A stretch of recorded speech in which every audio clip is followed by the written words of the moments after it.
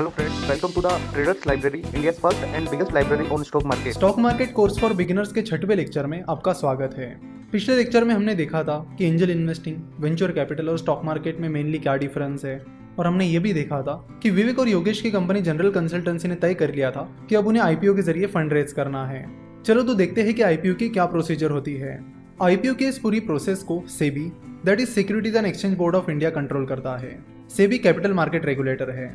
जैसे reserve bank of India that is RBI banks को regulate करता है, उसी तरह सेबी कैपिटल मार्केट को रेगुलेट करता है। तो आईपीओ के लिए फाइल करने के लिए सबसे पहले जनरल कंसल्टेंसी को कुछ इन्वेस्टमेंट बैंक्स हायर करनी होगी। फिर ये इन्वेस्टमेंट बैंक्स जनरल कंसल्टेंसी को आईपीओ से रिलेटेड चीजों के बारे में गाइड करेंगे और साथ ही उनका डीआरएचपी भी बनाएंगे। डीआरएचपी का लॉन्ग फॉर्म होता है draft red herring prospectus. Draft red herring prospectus में कंपनी की बिजनेस हिस्ट्री होती है, फाइनेंशियल स्टेटमेंट की हिस्ट्री होती है, कंपनी के प्रोमोटर्स और मैनेजमेंट की इन्फॉर्मेशन होती है, कंपनी के फ्यूचर प्लान्स के बारे में बताया जाता है और कंपनी से जुड़ी लगभग सारी चीजें ड्राफ्ट रेड हेरिंग प्रोस्पेक्टस में होती है। तो इन्वेस्टमेंट बैंक्स कंपनी को डीआरएचपी बनाने में हेल्प करते हैं और फिर ये डीआरएचपी सेबी के पास सबमिट किया जाता है। फिर सेबी डीआरएचपी में दी गई सारी इन्फॉर्मेशन को चेक करते हैं। अगर सेबी को लगता है कि उन्हें और कुछ इन्फॉर्मेशन चाहिए तो वो वैसे कंपनी को इन्फॉर्म करते हैं। फिर कंपनी को इस इन्फॉर्मेशन को सेबी को बताना होता है। तो अगर सेबी कंपनी की डीआरएचपी और डॉक्यूमेंटेशन से सेटिस्फाई हो जाती है तो सेबी उस कंपनी को आईपीओ का अप्रूवल दे देती है। तो जनरल कंसल्टेंसी ने भी अपने आईपीओ के लिए 2-3 इन्वेस्टमेंट बैंक्स को हायर किया और अपना डीआरएचपी सेबी के पास सबमिट किया।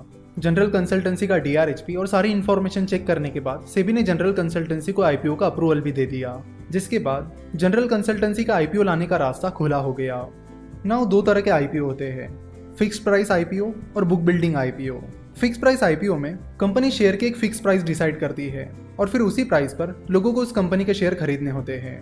जैसे कि अगर किसी कंपनी ने अपने आईपीओ में शेयर की प्राइस 500 रुपये पर शेयर डिसाइड कर ली है तो जिन इन्वेस्टर्स को उस आईपीओ को सब्सक्राइब करना है उन्हें 500 रुपये पर शेयर की प्राइस पर उन शेयर्स को खरीदना होगा। आईपीओ का दूसरा तरीका है book building IPO. Book building IPO में कंपनी एक प्राइस बैंड डिसाइड करती है। चलो तो मान लेते हैं कि जनरल कंसल्टेंसी अपना IPO book building IPO process से लाने वाली है और कंपनी ने अपने आईपीओ की शेयर प्राइस 300 रुपये से 306 रुपये डिसाइड की है।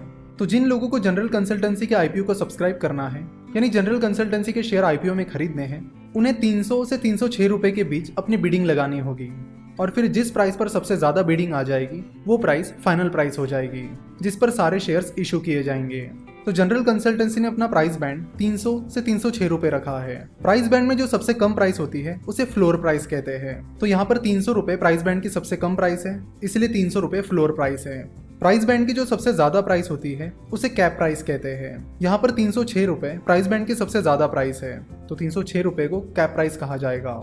आईपीओ जनरली 3 दिनों के लिए खुला रहता है, तो जनरल कंसल्टेंसी ने भी अपना आईपीओ 3 दिनों के लिए खुला रखा, जिसमें सबसे ज्यादा बिडिंग 306 रुपये के लिए आई, जो कि उस प्राइस बैंड की सबसे ज्यादा प्राइस थी। 306 रुपये पर सबसे ज्यादा बिडिंग आने की वजह से अब जनरल कंसल्टेंसी अपने शेयर्स 306 रुपये की प्राइस पर आईपीओ में बेच देगी।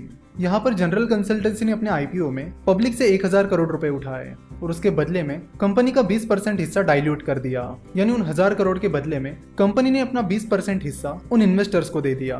तो जिन लोगों ने कंपनी में इन्वेस्ट किया उन्हें कंपनी में हिस्सेदारी मिली और कंपनी को अपना बिजनेस बढ़ाने के लिए पैसा मिला।